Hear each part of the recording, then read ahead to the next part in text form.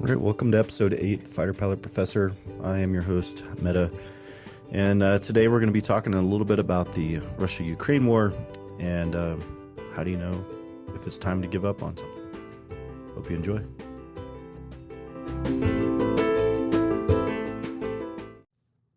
So today's question about Russia and Ukraine comes to me from a friend of mine named Rick, and he just is curious, like, what's going on? Why are the Russians even in this place to begin with? And I'll be frank, I was kind of surprised when the Russians decided to invade the Ukraine. I personally thought that that Putin and the Russians were going to get a lot of the things, strategically speaking, that they were interested in doing without actually having to fight the war, but I was totally wrong. So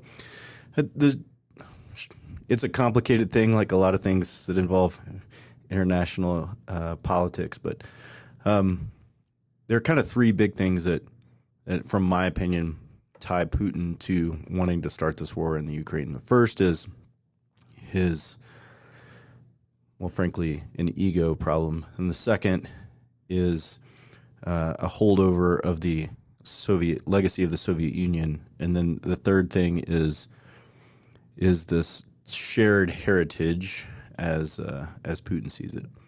So we'll take those in reverse order. So starting with the shared heritage, basically, and this is the fun part about history, is that people a lot of times use history and historical narratives, etc., to their political advantage, and this is likely the case. So there is some shared heritage between Russians and Ukrainians, and that shared heritage goes all the way back to the medieval period with a peoples called the Kievan Rus, who are this mashup of largely Nordic people and some Slavic people and other people groups that inhabited what is now Belarus, Ukraine, and parts of Western Russia.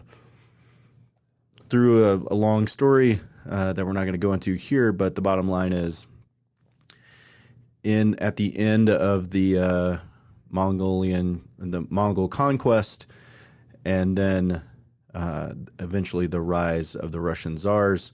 The Russian czar Alexander III, or Alexander the Great, claims this Kievan Rus heritage and this Eastern European Orthodox Church as Russian heritage, and he kind of supplants himself as the heir to the Third Rome, as he calls it. In other words, we're going to Rome, Constantinople, and then eventually Moscow. And so this is sort of the tie that Ivan uses, and other Russian czars and rulers, and all the way up to Putin now use to sort of tie together the Kievan Rus people who inhabited what is now the Ukraine and the Russian people of modern times, if you will.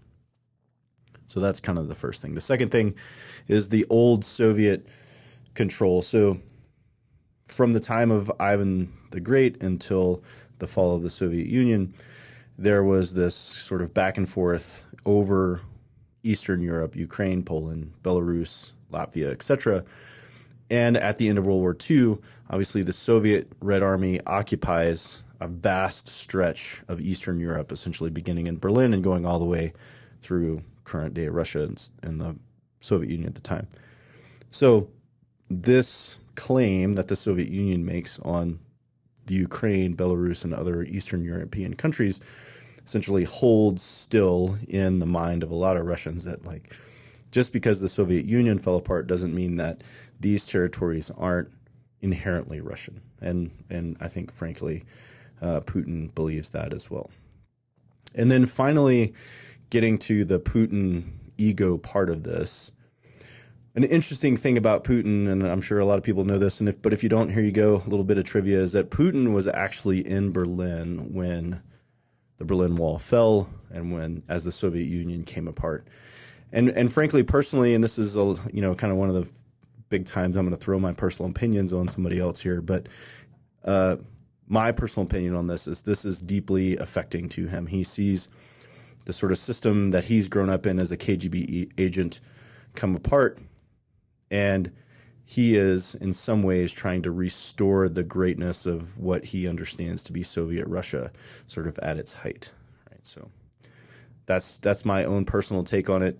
And so there you go. That's why I think we're in this war between the Russians and the Ukraine as we are now approaching the end of the second year of that war. Hope that answers your question, Rick. Thanks for shooting it to me.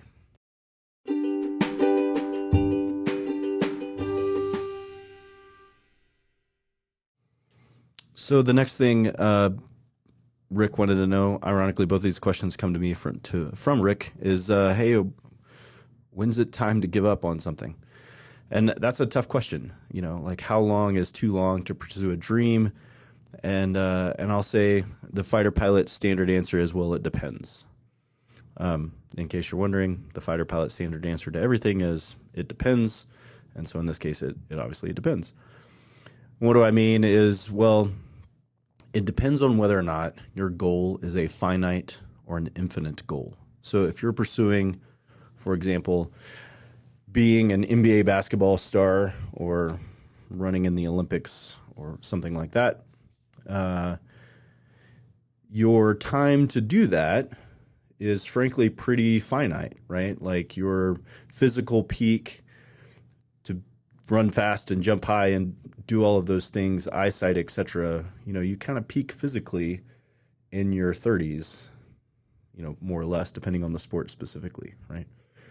So if your goal is a finite goal, right, at some point you're going to have to say, well, I am no longer able or no longer likely to achieve that goal because of XYZ, right? And that XYZ might be, I'm not physically capable of doing it anymore.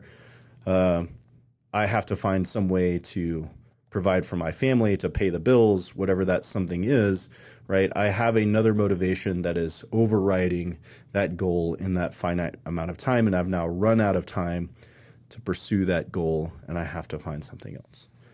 And that's just, the way that it is sometimes. Not everybody can do everything. Some people are really good at flying airplanes, like me. I'm really good at flying airplanes.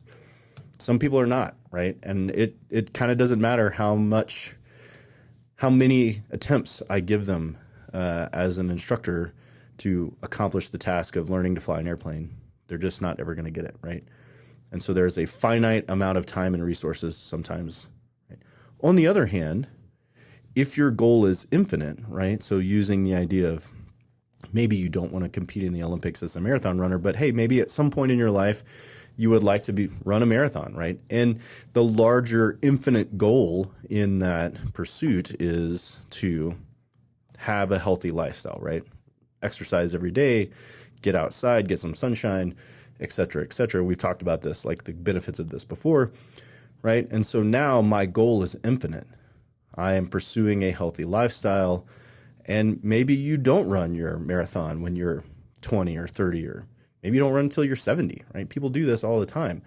And so this infinite goal, I would say lifelong goal, right, is never give up on those, right?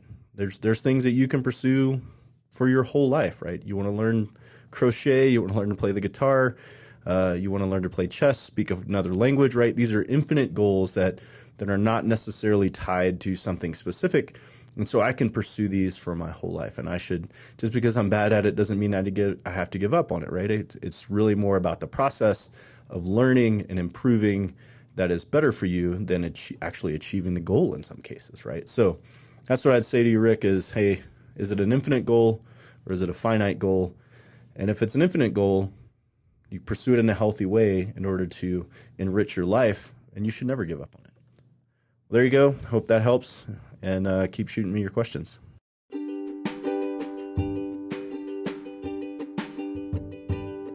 There we go. Thanks for shooting me your questions, Rick. I hope that helps you understand a little bit of how Russia and the Ukraine have come to be, and a little bit on knowing when it's time to give up goals or not give up goals, right?